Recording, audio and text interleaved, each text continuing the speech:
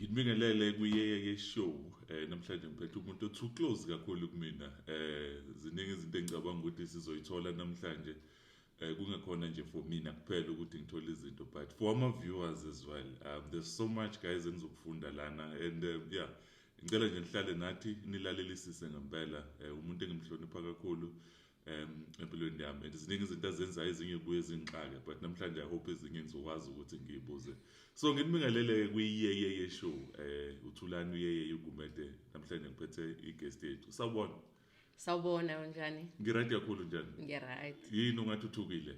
Hayi angithukanga. Serious? Okay. No, it's awesome but thank you so much ukuthi ube nathi kuyeye show. Ziningi izinto engicabanga ukuthi sizoyifunda kakhulu namhlanje. Mhlambe nje uqale ngifuna ukuyibuza kade ngibona nje 5 days ago ngibona lapha ku social media. Engishiye ngicabanga ngendlela ejulile ethi lento mangathiwa khetha two option $50 million ukuthi iminyaka yakhe ishintshe from now ube na 65 bakunikeze u$50 million noma with ulwazi onalo manje uhlehle ube na 10 years ube mncane so ukhethana ukuthi ushintshe manje ube na 10 years with what you know right now noma ushintshe manje ube na 65 weminyaka ebese uba no $50 million. What are your thoughts on that? Ay interesta kakhulu le ngiqale ngibonge ngokuthi ngibe isivakashi kulolu hlelo oluhle kangaka olusempowerisha kangaka. Ngingakhetha ukuthi ngibe na 10 years nolwazi enginalo. Serious? Ngempela. Sure. Why? Ngoba kuningi kakhulu engisengakwenza angifuni ukuvele ngibe mdala nje bese ngidla imali ayibalekile kangako kumina okubalekile ukuthi kushintshe impilo zabantu abantu ba develop sikhule network ziningi izinto ezibalekile ngaphandle kwemali yeah okay no that's great mfethu wena ungakhethana no umbuze ngubuza abantu so mina kufanele kuphendule but I'm sure ucabangile nawe sanosho ukuthi it did it's a very thought provoking one I'm not going to lie it leaves you thinking yeah. You know? Obviously it's one of those that you can't easily just have the answer in imagine like umuntu okhule hlupheka you know so that simply means ukuthi they have to trust with whatever that they've gone through izokwazi ukuthi ibasize empilweni but it depends ukuthi umuntu uphuma kephi ngejourney and all that nezinto asebe exposed kuzona I think that's the one obviously we're not trying to say which one is the right answer people will have their own reasons but I feel the way people answer it also says a lot about them you know yeah so yeah it's so much so yeah just tell me about your background mfethu ziningi indawo engicabanga ukuthi uyarelate kuzona abanye abantu mhlawumbe bazothuka isenkandla isemzinto you know ngalenga kweborder emseleni esikhaweni sagejana ke esikhaweni just take me through mfethu with regards to your upbringing okay ngazalelwa uma wami wahlala enkandla ngikhathe ngithola kodwa ngazalelwa eKing Edward Hospital esibhedlela ngoba wayesemncane kakhulu ngikhathe ngithola so twin sister kababa wakhe wamthatha wahlala nami wahlala eMlazi ngaleso sikhathi ngoba ubaba wakhe wayengafuni ahlale ekhaya so ngikhathe ehleli nobaba wakhe waseyangitholele eKing Edward but aphindele ekhaya enkandla kusho ukuthi umkhulu wagcina exolile ukuthi umama uthola ingane esemncane enkandla ngafunda khona icrash ngafunda mhlambe no grade 1 kuthe sengiyoqala ugrade 3 umama nobaba base beyashada think ngo 1994 so ngase ngiyohlala eMzinto ke so from north coast to south coast eMzinto asuqeda ngonyaka mhlawumbe sahlala u6 months sahlala ngangifunda eSoul isikole sami ngisanda kusibona nje beautiful place yeah it's a relaxed place eMzinto so ngahlala khona u6 months ngenza ugrade 3 ngenxa yokuthi ubudlelwane babo abuhambanga kahle saphindela enkandla. Ngiyacabanga baphinde balungisa izinto futhi saphindela khona futhi emzinto. Kodwa futhi sengenza ugrade 4 kwamele umama manje ahambe aye emseleni ngoba hayi sasahambe kahle kakhulu ke lapha izinto phakathi kwakhe nobaba. Kwaku 1995. So ngaya emseleni LP school ngayokwenza ugrade 4.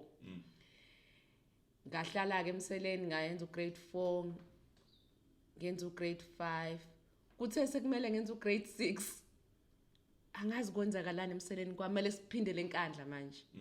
So sengikade ngisemzila ke manje ngase ngibuyele enkandla ngayokwenza ugrade 6 egcina ukuthula. Ngenza 1 year futhi ngolandelayo ngaphindela emzila HP school khona emseleni. Kusho ukuthi kwakukhona lento instable ngikhathi ngikhula with umndeni. Angazi babe discuss kanjani abantu abadala but ngangivele ngizothi akshani kulonyaka uyofunda emzinto kulonyaka uyofunda enkandla kulonyaka uyophindela emseleni ohlala noma wakho. So ugrade 7 ngagcina ngimenzele lapho ke emzila HP. Kodwa kuzo zonke lezi indawo ngihlangana nabantu, it's exciting, ngiyakhula. And then ugrade 8 ngamqala Zenzeleni High School lapho mama ayifundisa khona njengothisha. Mhlawumbe ngahlala amaviki amathathu. Kwase ubaba eseqala ukubheka uma esethi ufuna ukubuyela kunkosikazi wakhe. Sase siyasuka ke emseleni ngoba kwase kusho ukuthi ubaba useyazi ukuthi uma ukuphi. Kusho ukuthi uma wayicashile kahle hle ecashela ubaba. So sase siyohlala nezihlobo ke esikhaweni ilapho engase ngihlala khona sengifunde ekhula ke. Khona uthisha wami umemtshali uyena wangitholela isikhala ngoba kwase kuvaliwe. So sazwana nje kwaze kwayoshaya umatric ngendlela ayengisize ngayo ngoba ngangakhohle ukuthi uyena wangitholelile naye futhi wayijabula ukuthi wayithole mina wayefika zongitshela ukuthi yazi ngijabulile ukuthi ngifake wena la esikoleni ngoba umsebenzi owenzayo umuhle. Ngase ke ngiyaqeda umatric ekhula. So ikhula indawo engahlala kuyona kunazo zonke ezinye indawo. Ufike usufunda bayikhula. Ngifike ngevikile after 3 weeks kuqala ugrade 8. Usufunda ba? Bengenza ugrade 8 yeah, grade 8. So ufunde 4 years. Ngifunde 4 years nonyaka omunye ongaphelelanga. Yeah. Futhi 5 years ngoba no grade 8. Bakwazi ngisho ukukhetha ngibe class rep wa grade 8. Yeah. Sure. Yeah. So now that is very interesting because kade ngenze ngi-interview nomxolisi the author naye background yakhe ubeshintshe ikole kakhulu and you know bengizama ukuthola from yena ukuthi kukwenza kanjani mumncane leyo nto le you know and the interesting response from yena ukuthi athi because bethu mefika kuzo zonke lezi ndawo angakhohle ukuthi uphuma so in his mind behleze kunaleyo nto ukuthi ngowalapha so ngisho indaba abangani bengenakho ukuthi uzohamba enza abangani because in his mind ubenalokho ukuthi abangani bami laba basendaweni ethile. So I just wanted to check with you ukuthi ucabanga ukuthi le nto i-affecte kanjani you know obviously ziningi ngaba positive ngaba negative ukuthi mhlawumbe you ended up meeting with a lot of people socializing you know but ukuthi usathi usenza abangani uthola usuhamba bekwenzani lokho kwena ucabanga positive or negative just for anyone who could be going through the same thing you know. I think negative ukuthi mangihlangana nomuntu emall ethi Nompilo usumngaka angikhumbuli kahle ukuthi lowo muntu wakuphi. Ngiyacabanga ukuthi ngimazela emseleni ngimazela emzinto because emzinto even ngiphindela namanje bayangazibona ngoba ubaba wayekade inkosi emzinto so masivakashile khona besiba ingane zaziwe ebonwa abantu abaningi emseleni bangazi ngoba ngangifunda khona uma wami futhi yabo uthi uma wakho mayothisha usukwaziwa kakhulu wena kunokuthi wazi abantu and then enkandla ke ngakhulela khona abasenkandla bangididi kodwa on the positive side ngenenjoy yayo ukuthi ngaziwa abantu abaningi ku social media celebrate uDumela hayi ukuthi ngahlala endaweni eziningi so abanye baze bahlangane bethi hayibo wena umazi kanjani uNompilo ngoba mina ngangifunda naye primary athi omunye hayibo nami ngafunda naye primary bese beyaxoxa ukuthi oh wena wawusenkandla wena wawusemseleni so lokho kumove kwami around kwenza abantu bangazi and ngingathola ukusocialize ngabona nama backgrounds are different ngoba emseleni kuphila impilo engafani neyasenkandla enkandla kuphila impilo engafani neyasemzinto so kwangifundisa ukuthi ngibe adaptable ngikwazi ukuthi mangifika endaweni ngiqale ngibuka abantu ukuthi labantu baphila kanjani bese nami ngiyazama ukufana nabo yeah. Just to get your thoughts on this, you don't have to dwell much on it, but if you look check because psychologically ezinye ingane ziyalimala zilinyazwa indaba ye-divorce yabazali you know ziningi izinto ezenzakalayo and ngiyakhumbula ngikhuluma nomunye usisi ngicabanga ukuthi ukule field ye-psychology yes kodwa usentweni ey'ngane wayikhuluma leyo nto ukuthi most of the times makuba ne-divorce iy'ngane ayinako ukuthi how do they feel about it you know abazali badecide and then bese kuba nale burden ey'nganeni ukuthi subconsciously they are carrying this burden of believing ukuthi there could be the reason for a divorce for whatever reasons but uthola ukuthi lonto iyaba semqondweni wengane. What are your thoughts on that?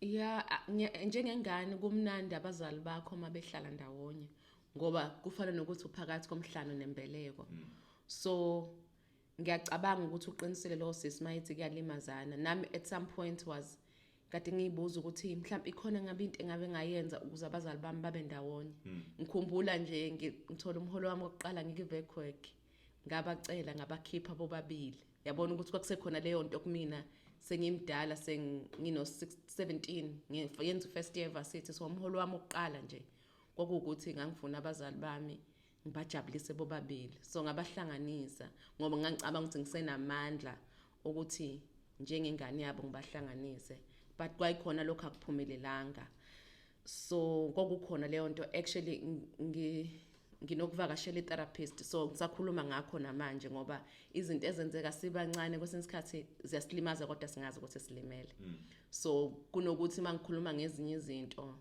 ziphinde ibuye futhi lezi zinto lezi bese ke lo engikhuluma naye afuna ukwazi more ukuthi zingenza ngifile kanjani ngiyakholwa ukuthi ukukhuluma ngazo even manje kuyangisiza ngoba kusho ukuthi subconsciously zang affecta kodwa ngangingazi so kwayimanje ngikuyi healing process yeah no ngizwa kahle.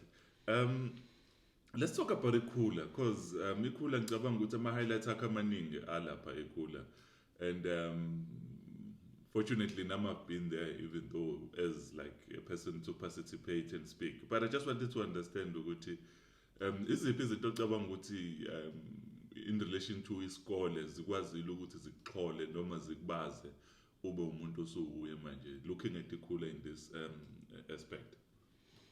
Ikhula ngangiqala ukuhlela elokusheni ngokuhlela ikhula so unyaka wokuqala sahlala noma mkhulu sahlala nogogo and then senga grade 9 uma wathenga umuzi othisha basekhula babefana nabazali kuthina sino seswami Ayanda babe sinakekela like sasinakekelwa sasingane sasingashodi ngalutho bekhona babe sifida spiritually mentally and babekholelwa kuthina like ngikhumbula nje umemntuli wacela ukuthi ngenza grade 9 wathi asishare ufakazi because ngayinikela khona impilo yami ekhula kwa grade 8 yeah ubaba umthetho wayekade eshumayela ubaba umthetho yes eshumayela kwakushona umunye umfana esikoleni so washo importance yabo ukuthi lapho ngangiyi teenager so I was trying to find myself so I'm glad ukuthi ngafunde ekhula ngoba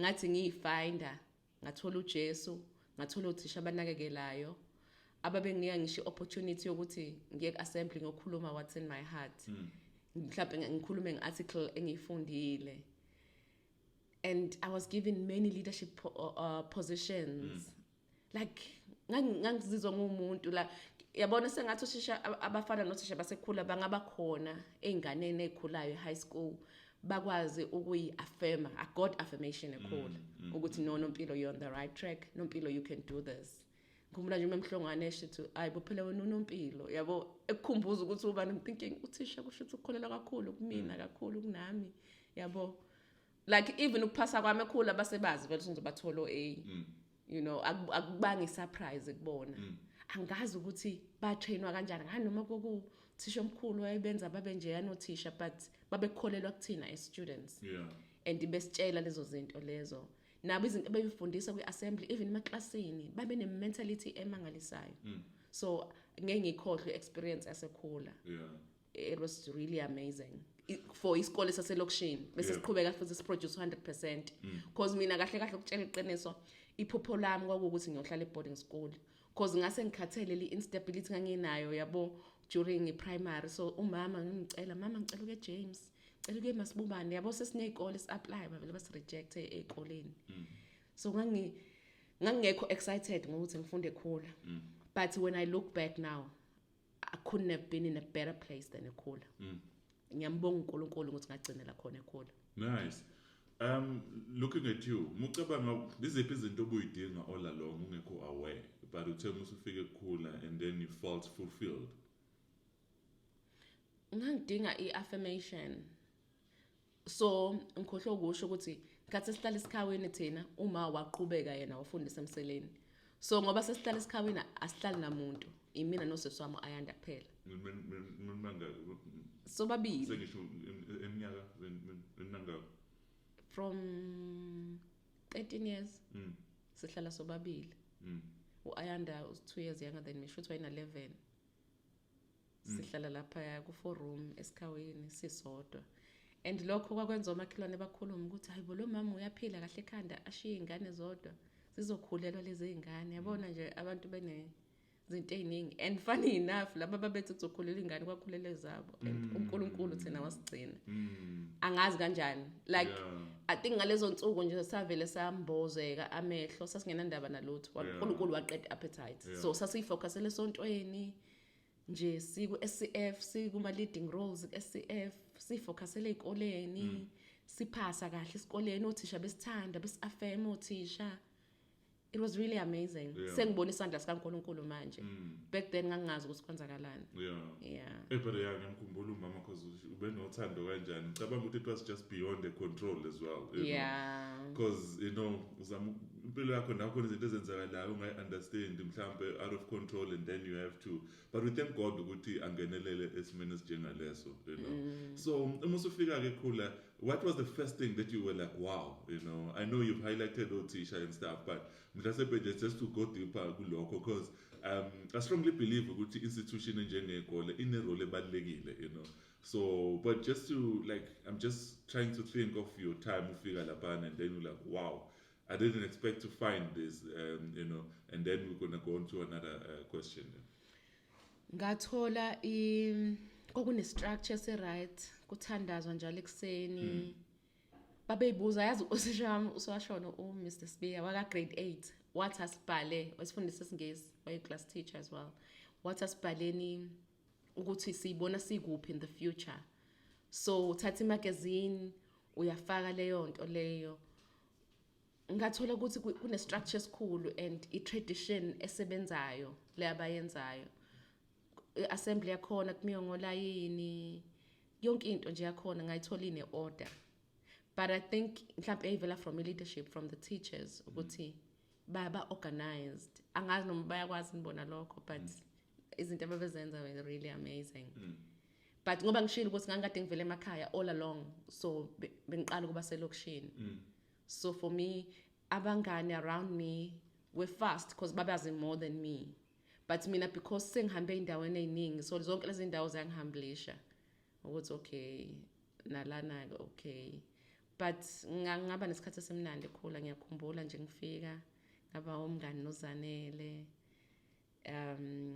nje kokumnandi and then ngaqhubeka khona abangane basekhula ngisenabo namanje umphume oce basangisupporta nami ngiyabasupporta uSli uMamnguni esakhula nabo nje khula sibizana ngezikhokho manje there's umuntu like mufike endaweni khona le pressure to fit in bekuba kanjani into njengalezo like where there's pressure to fit in?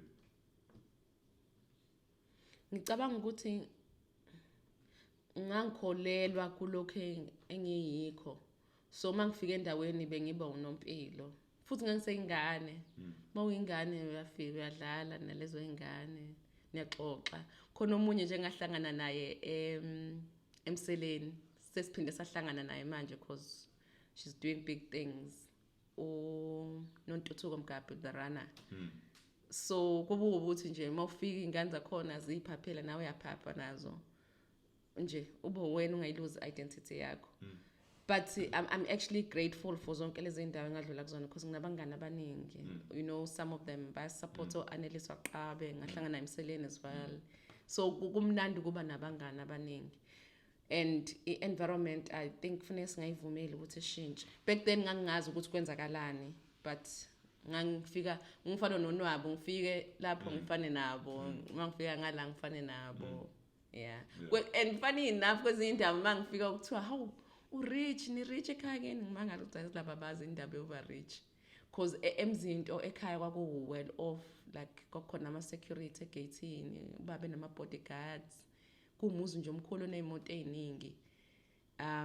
So mangise esikoleni ingane zakhona ubela ha uvela lapha kwaNkosi inkosi nini and lapho mina ngangaboni kuyi big deal because mangifika enkandla ngiba normal so ngangizazi ukuthi kahle kahle ngunormal ngumuntu onormal mina ukuthi ngihlala lapho kuhlala khona inkosi akungishintshi mangifika emseleni hayi ingane kaThishi ingane kaMiss but funny enough ngangihlala ku one room nalowo Miss sihlale cottage so kimina kwangeyona big deal ukuthi ngizalo Miss ayikho into eyinkulu edlula abanye ukuthi ngimina ngoMiss so kuzo zonke lezo zinto lezo ngangibona ukuthi yazi lempilo le noma abantu bangathi wow mina ngiyalazi iqiniso mhlawumbe ibona ba rich kunami noma ngingaza lo Miss uma wangena imoto sasihlala ku one room e cottage futhi nje ngi content ekhula ke so there was no pressure to fit in because sangangihlala ku 4 room ngifunda nabantu abahlola khona la elokishini abanye bahlala ngaphandle khona indawo zangaphandle esikhaweni goGobandlovu gobanibani so nje wonke umuntu kwangekho pressure to ukuthi mhlambe kufanele kube nephone enjani and I think mhlambe ngiappreciate ukuthi ngafunda esikoleni esinjalo because manje ama pressures are different for ingane zethu kufanele zifithe in. Nice. So then career wise urealize nini ukuthi mhlawumbe ufuna ukwenzani like career wise let's say usuyaqeda esikoleni you know. Okay ngikhathi ngisemncane ngangifuna ukuba udokotela umuntu wayisima ngibuza nje ngithi nje ngifuna ukuba udokotela ngisasahlala enkandla ke lapho ngiseko primary khona umngane wami ukhulile as well ukhulile Ndlovu sasihlale sithi naye sifuna ukuba udokotela I think waye umngane wakubona ku Instagram wabona mina ngishuthe nawo ku Instagram through WHP wasethi hawu ngiyamazi Nompilo sasikhula naye sebancane yabona lento engisho ukuthi angaziwa abantu abasendaweni eyodwa abantu bami they are all over the show so sinokhulile sasikhula sithi nje sifuna ukuba udokotela. But then uma wami ngenza grade 7 sekufanele ngiyokhetha ifundo grade 8 wathi no Nompilo ngiyafuna ube accountant kwakufanele ngikhethe between science and accounting ubalo uma okay uma wathi nje Nompilo ngicela ukhethe accounting ngiyabona izokufanele and nami ngangazi ukuthi ngizokhetha ini really so ngakhetha accounting ngenxa yokuhlonipha uma ukuthi uthisha uyazi ukuthi yini ezongifanele. Oh nice. And accounting ngangiphasa like ngangithola 100% accounting ngangibhalela uthisha memo yeah so I'm glad ukuthi wangenza ngakhetha accounting and then ngathola nothisha beaccounting aba right to a point ukuthi senga grade 12 ngahlangana nosisi okuthiwa ukholeka zama esebenzela uMondi wayifika ngomgqibelo ezosenzisa Born to Do It kokhona iproject ye tutoring to Born to Do It so wafika ukukholeka ngokusuku lami ngiqala ukumbona wathi ngicela ngimtshengise indlela eRichards Bay and ucela inamba yami because ufuna ukuthi azwe syllabus ukuthi singakuphi wasizwa ukuthi ama GPS wasizwa ukuthi GPS yayingekho so mina vele ngangikade ngingane ke ekwakuthiwa iphaphile vele ngoba kwakuthi makufika abantu mhlawumbe esikoleni befuna umuntu ozophakamisa asho something so ngangihlezi ngiwina njalo ngikhula nje both enkandla emseleni nakuphi so ngakhula kuthiwa ngiphaphile khona lapho umama uMthemba wazathi awu uyithatha mntanami but it's because ngangihleli ngithanda kuba out there ngithanda ukukhuluma nabantu as well so that's how I met ukholeka ukuthi wathi and then endleleni sinokholeka that day wayifuna umuntu ezothatha inamba yakhe and then angazi kwaqhamuka kuphi ukuthi wathi wase-Scottsburg yena ngathi hawu yazi nami ekhaya kusemzinto so kwahlangana ukuthi hawu singabakhaya sihlangana la esikhawini because wayehlala eRichards Bay yena esebenzela uMondi mina ngihlala esikhawini because uma unomuzi la sihlala khona sino Ayanda so kwaba ukuthi hawu kuphi nomzinto yabo kwahlangana kanti vele nawe uyayazi ifamily yasekhaya nje so from that conversation many things happened that I remember bese Gateway mention ukuthi it was actually 20 years ago ngiqala ukufika eGateway ngalethwa ukholeka it was my birthday so it was such ngangiqala kuba se mall enkulu kanjeyana so ngihlangana naye and then ngempela wanginika lift wangibeka ekhaya and then waseyamfonela ukuthi ena isyllabus yenu nifunde in this week and prepare in for Saturday and then waseyangicela futhi kuma for that weekend ngase ngicela ukuhamba nosisi wami ke sawubona umuzi wakhe and I was so inspired ngempilo ayiphila she was only okay she's 10 years difference between me and I so at matric I was probably 16 so she was 26 wayiphila kumuzi ona double garage wayenomuzi ona double garage and a swimming pool and nane back room 4 bedrooms it looks so fancy and I should qualify as a chartered accountant why say accountant nje a driving motor and this lady I was just so inspired by her life and then akagcinanga ke lapho wagcina sethi yazi wena you too clever I must help you get a bursary so babe senza some career development program besibuza besicheck ukuthi udinga ama points amangaka ukuze ukwazi ukungena eUKZN okay manje ngena ngeUKZN kanjani but ngikhumbula enye i-career development thing abasenzisa yona bethi ena bhala ama marks ozowathola ngabhalo A yaba u3 A we maths A we BE no A we accounting ngempela and I think ngathola 47 points and ngathi ngiphasile matric kwaba in those points engangibhale before wow manifestation and, yeah it manifested and it was like so exciting and ukholega so wangisiza khona umuntu ayimazi kaRBM wayekuma boards involved and all wabatshela ukuthi hey ngikhona ingane ehlakaniphile lapha ekhula kodwa ayinayo ibhasari kofunda next year but ayasilinda ama results nasethi BF nga-applya nako Deloitte like she was connected so wayelokhetha ngisende report yami ngisende in I think kuyasiza ukuba nalowo muntu and nami mangihlangana nabantu abazaziyo ukuthi bafunani ngiyazama ukuba director in the right direction so one inspiration in that area colleague and I'm really grateful so sikhuluma ngoba i-accountant ke and then ngasithola ke scholarship sase RBM so umama didn't have to stress about ukufunda kwami kodwa vele I don't think wayisavile anyway so kwakuyi breather on her side ukuthi wow uNompilo is sorted by ukholega wakhe bambiza ngokholega wami ekhaya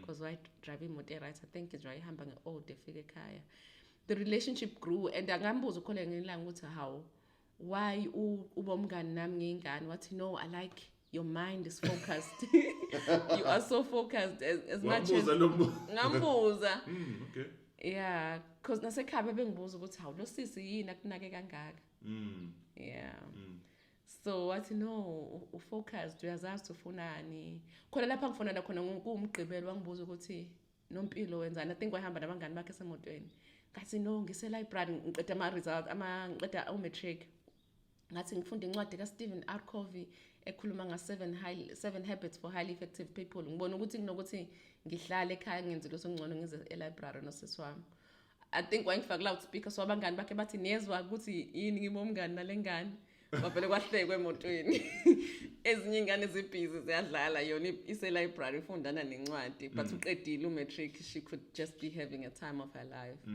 yeah so I think she liked that serious part of me but she also said to me ngoba ngangenza izinto eziningi ngangiserve esontweni ngisiza nezingane ku community kokhona iclass esasiba nalo ngisiza laba abancane nginami kwi maths khona auntie esasenayo auntie maths wakasibi bayisiza lo auntie so si trainer kwi maths so ethi teenage busy effective yabo so wathi wangichazela futhi ukuthi yazi the more you do the more you can do so ufuna uqhubeke nokuba busy ngoba uba more effective than umuntu ongenzi lutho wathi yena emsebenzini mayifuna ukwenzelwa into unikezwa lo muntu owenza izinto eziningi because uyazi ukuthi uzoyiqeda kanti lo wenza izinto ezincane uzovela abone as this one task athathe forever ukuthi ayiqede and ngangenza umatric ngaleso sikhathi nginga-understand i-world of work but sengiya-understanda manje ukuthi khona abantu abafuna ukwenza izinto zenzeke yeah. And lonto leyo ngiyayibona ihambe vela kuzo zonke izinto odlula kuzo, that relationship with ukholeka ucijwa ekhula and then uyafika enyuvesi. Maybe you can tell us your experience in University Musufika. I believe ufika ngebhasari. Yes. Makhuluma kanjalo ukuthi ngifika ngebhasari. Ukhazini wami engiphelezela ngangakazi ukuthi ngakuphi i-Howard College and ekhaya yayingekho imoto. So uXoli my cousin wayengiphelezela. Ethi khona itema ilisho. Ethi ukhazini wami unebursary. Uthe uphethe i-briefcase kuphela njengoba ezevasithi akadingi lutho ngoba unebursary. Lo Nompilo uyiqhawe. Wangibiza ngompilo uyiqhawe ngathi ngisemncane. Iqhawe impilo. So uXolo wayesho njana, hawu niyapi bebuza abantu ngasukela eMlazi mamkhulu wayenomuzi eMlazi kwa-AA. Athi hayi ngiphelezela ukhazini wami unebursary ngoba umbona nje uhamba nebriefcase kuphela. Uyohlala Howard College. Nice. Yeah. Sure. Yeah, no, yeah, I know there's quite a lot unpack of it, you know. Ngizofuna sithi ugxuma-ke manje siye kwenye part. I think there's quite a lot obviously so-share manje, but I think it will connect very well. Bengifisa sikhulume futhi ngoNqaba, you know. I know I wrote a book on uNqaba, and I think one of the things engipusha kakhulu ukuthi ngibhale incwadi, I was just bombarded with the fact ukuthi a man do not express their emotions, you know. And as a result, we could have written that book as a couple, but I decided to let me have a male voice, you know, because I knew that we were swimming against the current, you know. For men to realize and leave them thinking, if a man could write a book and express his emotions, what does it say about the society as a whole? I knew there I was just stripping myself off, but I did it deliberately. I wanted to really hit hard on the wall.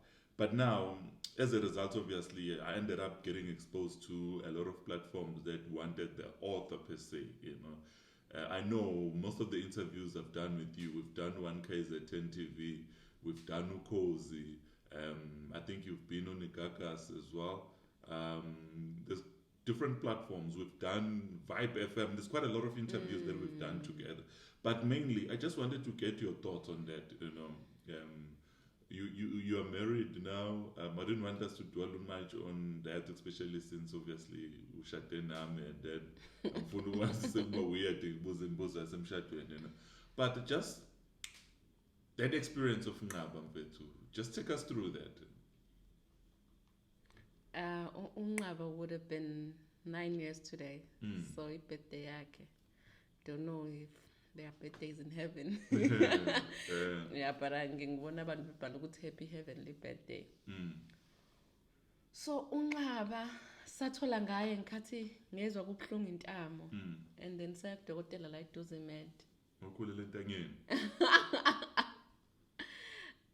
Sathola ukuthi how soba nengane sasingakayazi igender, but it was an exciting moment emshadweni wethu ukuthi sesizoba nengane and we're truly thankful.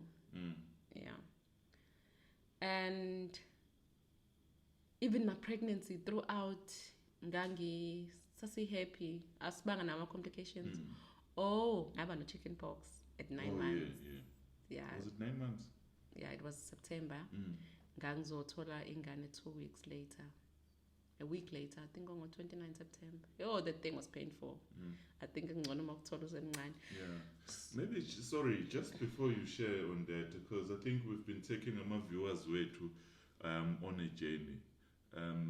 I think to make this thing flow, ngicela ukukhuluma about the incident abazali, you know, and then we can talk about Nqaba, you know, about abazali whether basekhona noma sebahamba, and just briefly on that, share briefly on that. Mhlawumbe ungaqala nakumkhulu uma ukuthi kanjani, just briefly on that, and then bese uyakunqaba. Ubaba washona ngikala ngokuthi kwase eseshadile usisi wami ayanda washada ngo-2010 ngoDisemba. Ubaba washona ngoJanuary 2011. A week after that kwashona nomkhulu. Funny enough, umkhulu wayekade ekhona emngcwabeni kababa. Ezofihla ubaba, ezosikamfatha ukuthi shone lo baba. Umkhulu wami wakadubazane, my mother's side. Umkhulu wayekhona la? Wayekhona emngcwabeni ka. Met him. Yeah, but yeah, sure. Ngikhumbula nje uMalumthami ngiqede ngoba ngakhuluma emngcwabeni kababa. Bathi, "Hawu, uyazi wena Nompilo kwakumele ube inkosi benomkhulu."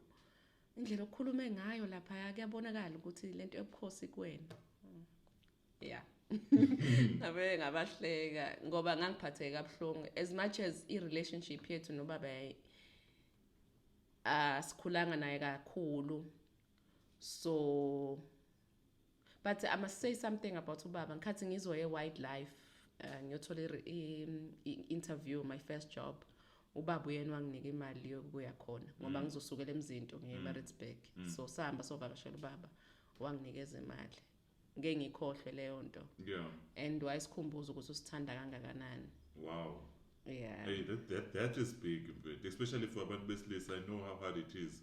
Obviously, having been on platforms where I've researched and I've been speaking about that, ngiyazi ngempela ukuthi akukho lula for umuntu wesilisa ukuthi atshena ingane ukuthi uyayithanda. So, especially looking at level yakhe and whatnot, you know. Yeah.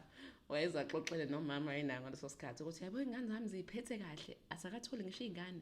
Ngoba ziyazi ukuthi ngistrict kanjani. Kodwa kangivele ngihlekeke lapho ngoba I know ukuthi into eyayingenza ngiyiphathe kahle kwangisiye nobaba kwakungenxa yento engikholela kuyona ukuthi uNkulunkulu wayezonginika umuntu right ngesikhathi esi-right. So washona kubaba and lokho kwamhlukumeza uma cause umama noma ngabe wayesedivorcile nobaba ngiyakholwa ukuthi yayikhona into kuyena ayimthanda. To a point ukuthi nasemncwabeni wayefuna ukukhuluma, wayebhala ipoem, and because kwakumncwabo westate yabo kwaku iprogram ayimonitored wayengeka vela ukukhulume, but nje ngiyakhumbula ukuthi uma wayengekho right emncwabeni kababa. Kanti akazi ukuthi kuzoshona ngisho baba wakhe ke week afterwards. So uma walimala kakhulu ngoba wadiagnosewa ngebipolar. So kwakuyisikhathi esinzima for yena. And then sashada okay 2010 shada ayanda 2011 ushona ubaba nomkhulu 2012 sashada. And uyakhumbula ukuthi uma akaphumelelanga emshadweni wethu ngenxa ukuthi wayesesibhedlela. Kwamele sihambe siyombona kuqala esibhedlela before honeymoon. Nakhona futhi kwakuse bipolar. And izinto ezenza before umshado as well zazingekho right. Kwakutshengisa ukuthi khona mental uthintekile mentally. Ngithe ngikhulela unqaba ngo-2013 umama washona ngoJuly. So ngangizothola ingane ngoOctober. So uma akakwazanga nokumbona unqaba. Yeah, so abazali bami bahamba kanjalo. May their souls rest in peace. But ngafunda lukhulu ukubona bobabili. Ubaba waye strong ngapha enkosi. Umama ngapha wayilwela thina izingane zakhe ukuthi sibe nayo yonke into esiyidingayo. Akudlala ukukhokha ibond yomuzi ongahlali kuwona. Umuzi wasesikhawini wakhokhelwa uma. And thank you so much for highlighting that. Yeah, and enze show ukuthi sinayo igrosa. And there were a lot of pressures umaye nazo. I cannot imagine ukuthi kuba njani uthola ingane at 16. Ngoba ziklala la. Because I actually felt umaye ethola ubhuti wami umlondi. Ngabona sengathi semdala kakhulu, but she was only 27. So sesikhuluma noAyanda ukuthi uma uzokwenza njani ngoba esemdala kangaka ethola ingane encane. Simcabanga ukuthi uzoba ne-stress kanti actually that was the right age I think ukuthi athole ingane. Kunanga ukuthola umhlengi. Bengina 20 bengina 30 ngithola umhlengi. Kodwa kuba nomdala. Kodwa ngathi ngikhulela unqaba I think I was 27 because ngashada nga-26. Okay. Yeah, so uma was actually at the right age. So ukuthi nathi sasiyingane sasingazi ukuthi sikhuluma ngani.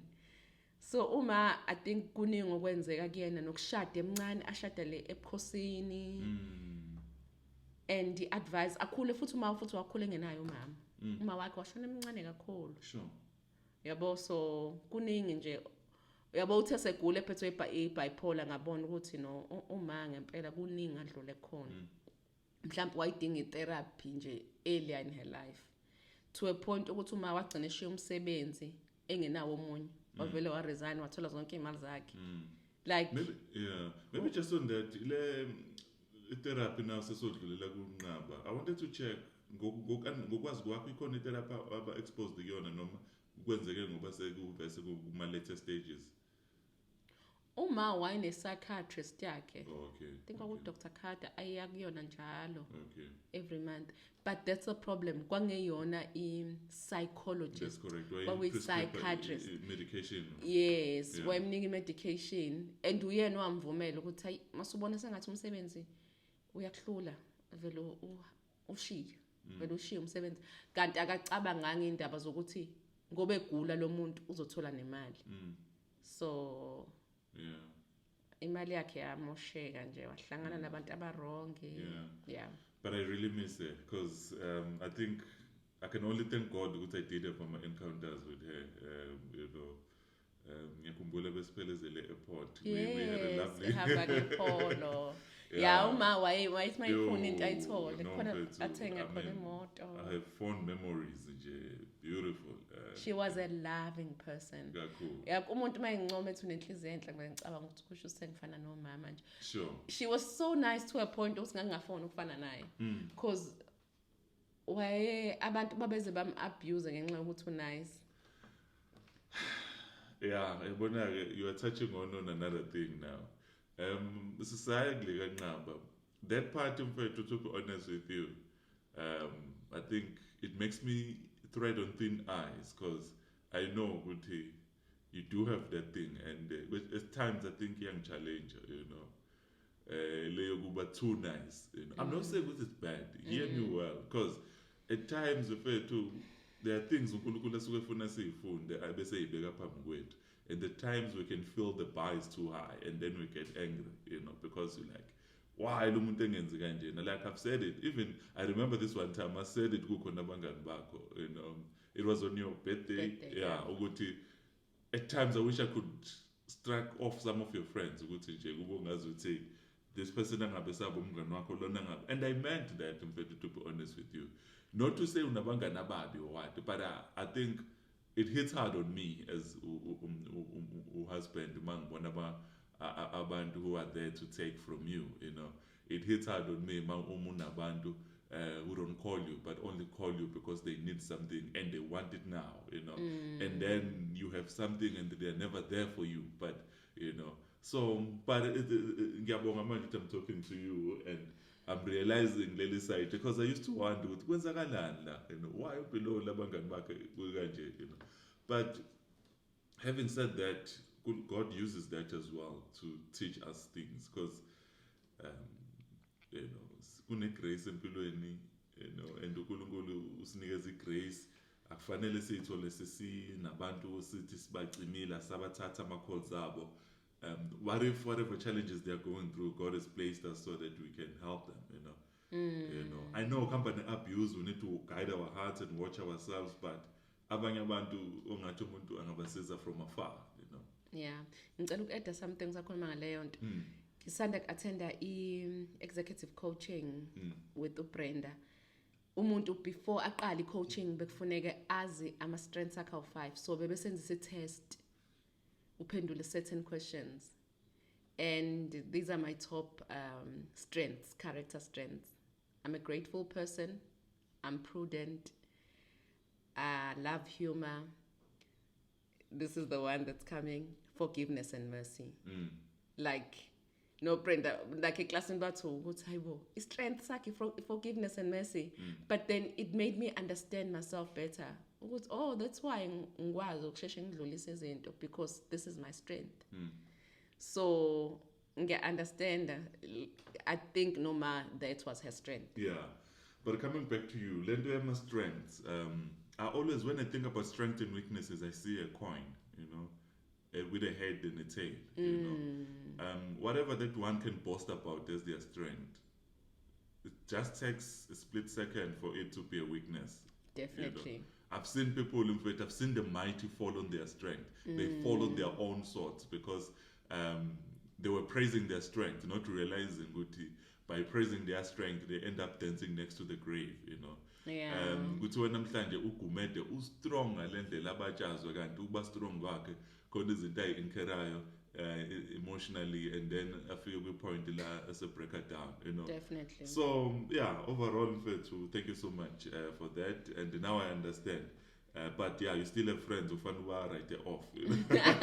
No. I've read a book. I've actually been through this with my therapist as well. I know, because even your therapist was so amazed. I'm sorry to say this. Yeah. Even the therapist Yako was so shocked that you are keeping some of the people you should be, Yeah. Khona abantu abalalele manje ufana bazi ukuthi, even the therapist iselishilo ukuthi Akumele baba bangani no, bami. very very Yeah. true, yeah. So I'm trying to apply boundaries as much as possible because sengiyazi ukuthi as much as forgiveness and mercy is my strength, but kufanele apply my boundaries because abanye abantu, they all in life for themselves. They're not about you, they all about themselves. Yeah.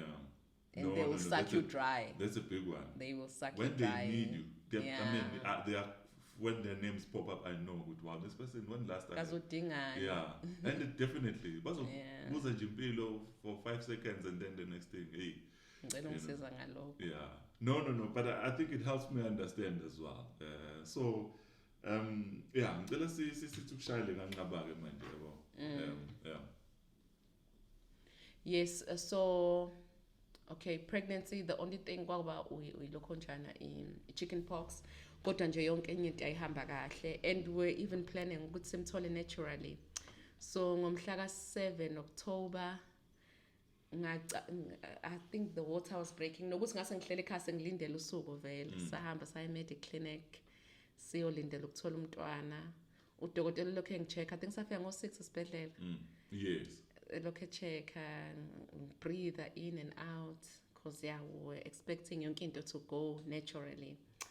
And then ngabo 11 wathi angazi noma ingane ikhathele or something, cela ukuthi ngirush to theater avele enze i-C-section. Kwafanele sign some form ukuthi siyavuma yini wenza lokho. Sahamba ke wafika unqaba and saba bazali for the first time. It was an exciting moment, and wakhula kahle, wadla kahle. Nje kwabe kwenzeka wonke ama stages. Makufanele uyogoma behamba yogonywa. But esezoshona ngathatha leave kwaku Thursday. That long weekend, yeah, April.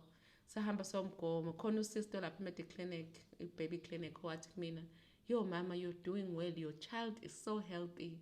Yabo enginika leyo nto. Yeah, ngajabula ngathi wow, siyabonga uNkulunkulu wethu ukuthi usizile ukuthi sikhulise kahle ingane. Everything within the graphs and stuff. Yes, ngoba banama graphs abawasebenzisayo nabo, nokuthi udla kangakanani, ne-weight yakhe, everything. Yeah. And then we took him to church on Sunday. And the funny thing, people babemtreata ngelinye indlela that day. Now that I look back, wonke umuntu wayefuna uyiphatha ingane ijabulela, which is normal. We didn't see anything. Kanti the Tuesday or the Monday was a holiday. Yeah, from Easter's long weekend. And ingane yayikade right Monday ihleli nami. Ngase ngiqala ukum-introduce formula, so I was exclusively breastfeeding that day. And on Tuesday morning ngahamba, ngakhumbula auntie wayilate ngalelo langa, so ngaze ngahamba a little bit late. Ngathi wathi fika nje ngathi okay auntie nibe nosuku oluhle, ingane ilele lapha ekamereni. And ngoba wayelaliswe mina ngamlalisa kahle ngesayidi. Mase u-auntie wami engakaze angifonele, u-auntie Khethiwe owakamkhize naye. So wangifonela ngo-9, ngikhumbula kahle kwaku-9 isikhathi. Wathi Nompilo, khona into engayiboni kahle la kunqaba, ngiyamemeza nomlimi angishanela ngimemeza ngithi nqabo uyaphenduka yena wanyakazisa unyawo and ulokhelele since you left khona into engayiboni kahle ngicela ubuye uphuthume uze ekhaya yazi indlela engangishocked ngayo ngashiya ngisho icathulo itebhisa ngazi ngazehla kanjani ngagijima ngisengiphezulu ukhe wemoto angicela ngisho ukucela kwiboss yami ukuthi ngisacela uke ekhaya ingane yami ayikho right ngavele ngakhumula icathulo ngagijima ngayo emotweni ngablockwa isecurity egateini selithi no bathi indlela ophume ngayo office ngiyokwazi ukuyidriver wena so kwafika one of my colleagues wangidriver ke masifika la ingane yabanda like from ingane esanda kudeclare healthy a few days ago to ingane ebandayo manje ngathandaza ngaze ngafika e-medical clinic for God to do something kulengane ukuthi ayiphile ngoba nganga-understand ukuthi kwenzakalani ngimemeza nqaba vuka nqaba like ngacabanga ukuthi ingqondo yami yayihambile ngaleso sikhathi safika ke salinda bamzama ukumresuscitator and then bafika bangifaka kwelinye ikamera bangitshela ukuthi bayizame yonke into ababengayizama ingane engekwazi ayisingeke ishonile kahle hle banginika amanye amaphilisi ukuthi bangicalm down because ngase ngikhala ngingasatholiseki bangicalm down like angifuna uqamba manga it was like ngangicabanga ukuthi iphupho and I was like somebody must just wake me up because not my son not our son you know like how can God allow this how am I even going to explain it to myself for my faith like I was thinking a lot of things uNkulunkulu sofakaza kanjani ngaye mayeke izinto enje ezenzeka kuthini it was a lot it was a lot like ngangikade seshonela umama shonela ubaba shonela umkhulu nje sengidlule through ama losses amaningi but this loss was like kade ngekho ready for this and yeah so yeah even namanje actually like ngiqwashile ekseni ngacabanga ukuthi oh wow on this day 9 years ago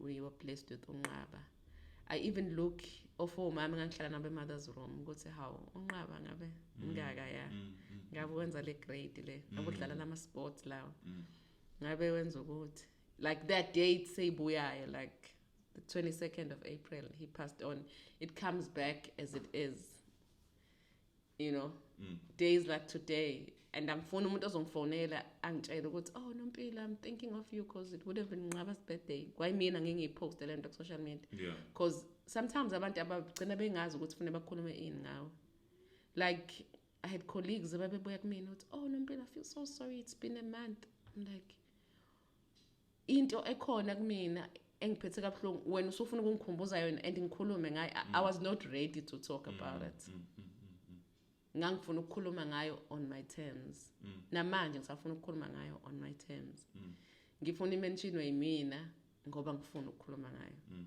omunye umuntu akavela iyeke like yeah cause it's a sensitive issue it's a sensitive issue because it includes a soul yomuntu and that I was very attached to as a parent yeah and then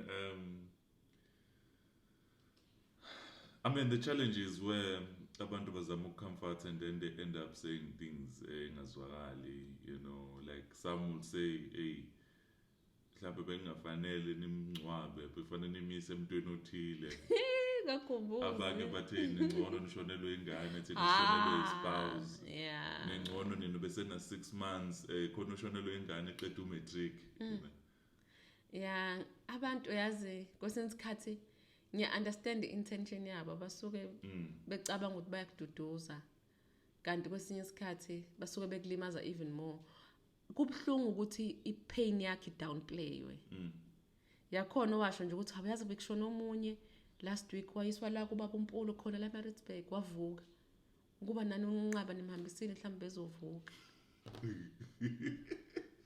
yeah omunye washo yona leyo nto ukuthi kungcono nina it was only 6 months ukhazi uNomthana kushonela ingane yakhe eqeda umatric wathi nje imagine lawo lezo ikhathi lapho those memories ingane ingena esikoleni ikhula usehlele nayo forever kungcono nina bese 6 months kuphela so manje ngimbuza ukuthi uchaza ukuthi ubuhlungu bami buncane kunalobu bomuntu o shonelwe ingane endala omunye athi kungcono ingane mina ngashonelwa umkhwenyana wami imagine awucabange nje I'm like umkhwenyana wami uyaphila I'm just grieving my son at the moment so ngicela ubere with me it's either uyathula nokuthi uthi ngcono mina because mina ngiyibona ngekho ngcono ngilahlekelwe umuntu ade ngimthanda ngilahlekelwe umuntu ebenginamaphupho ngayo ukuthi awukazi uyoba njani masemngaka uyoba mngaka njani uyofunda kuphi it's amazing ukuthi ingane noma incane uyacabanga ukuthi oh wow maseka grade R isiphi isikole sesicabangayo uyacabanga zonke zinto lezo ucabanga neminyaka ukuthi oh ngizobe ngina 30 masemngaka ngiyobe ngina ngaka yabo yonke leyo nto so ayipheli so yabona nje ngiyayihlukanisa nomuntu angikwazi ukuya kumuntu mayishonelwe ngithi kuyena ungcono wena ngoba ngiyazi ukuthi into ebhlungu kanjani leyo akekho umuntu ongcono umuntu mayilahlekile noma kuthiwa ulahlekele ugogo wakho na 90 mina ukhokho wami washona na 96 kodwa ngangalindele umuntu othi ngcono ngoba ugogo wami bese mdala kakhulu ugogo wami uyena wangikhulisa enkandla bengimthanda ushonile ngidabukele nje lapho ugcine lapho ukuthi awu ngiyaxolisa bakithi ngogogo wakho ngenxa ye relationship ekade nginayo naye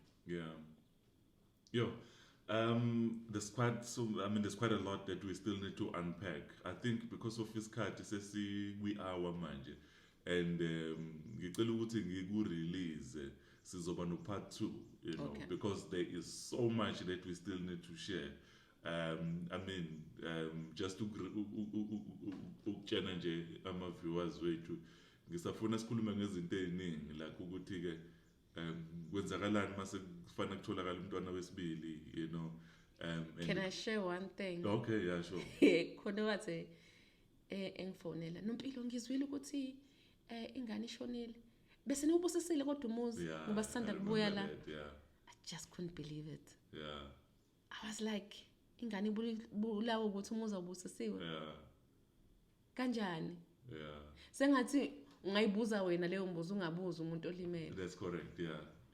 Bese nikwenzile ukuthi umlalise kanjani khathi umlalise like no auntie u-auntie uyenze khona wangifonela sethi uyenzeni u-auntie ngani I'm like bengazi ukuthi u-auntie wayene relationship right nengane angikholele ukuthi wayengenza something